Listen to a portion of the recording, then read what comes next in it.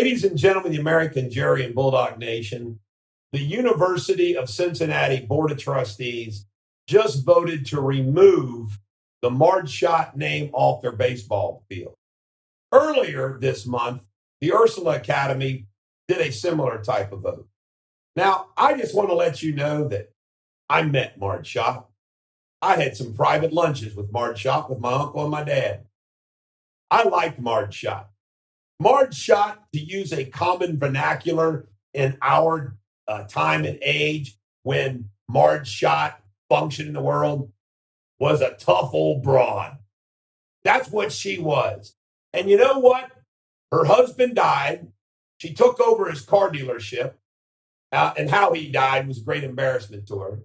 Took over his car dealership, built a financial empire, bought the Reds, cared about the Reds, but she was from a different time and era.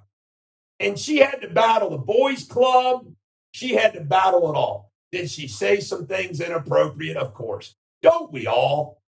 But here is the thing. Regardless of what you think about Marge Schott, here is what burns me up about the following Board of Trustees, country clubbers they are. I know Greg Hartman personally. Greg's a good guy, but he's a Hyde Park living, country clubbing dude. Geraldine Warner, Thomas Mitchell, Margaret Peg Valentine, Kim Hyman, Phil Collins, Monica Turner, Ronald Brown, J. Philip Holloman, Gregory Hartman, Abigail Clare, and Kristen Goodale, all appointed by Ohio governors. They make me sick because you know why? The University of Cincinnati, the Ursula Academy, all knew who Marge Schott was when they took her freaking money.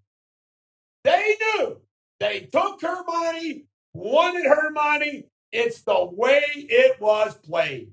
And they didn't care. Okay? Now, it's the corporate slave thing kicks in. And you know what? Tucker Carlson made a good point last night.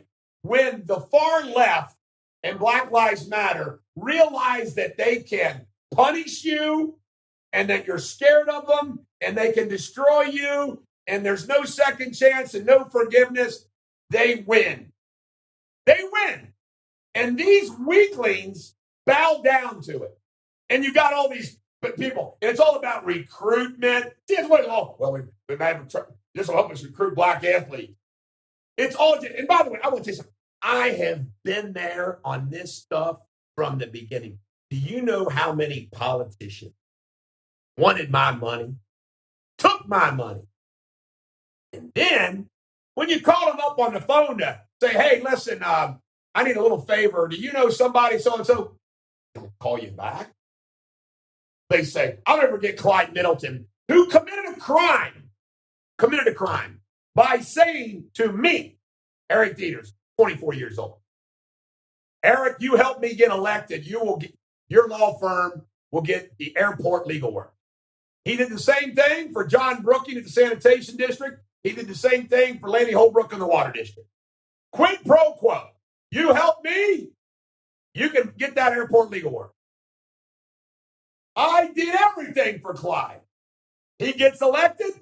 First day, he starts reneging on every promise. And you know what the son of a bitch had the nerve to say? Well, didn't you support me just for good government? A guy who does a quid pro quo, and then he wants to cleanse his conscience after the fact.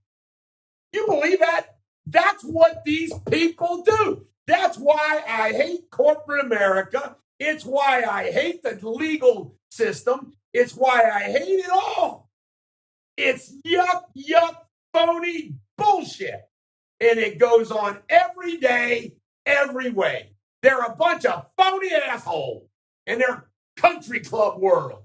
Acting like, whoa, let's do this thing for, Oh, what a joke. Shame on you, Greg Hartman. This is a Bulldog. Every dog has their day. Marge Schott is a better human being than these son of a bitches ever would hope to be. She was real. and she had a good heart, and she cared. And you know what? Actions speak louder than words. How did she treat her black athlete?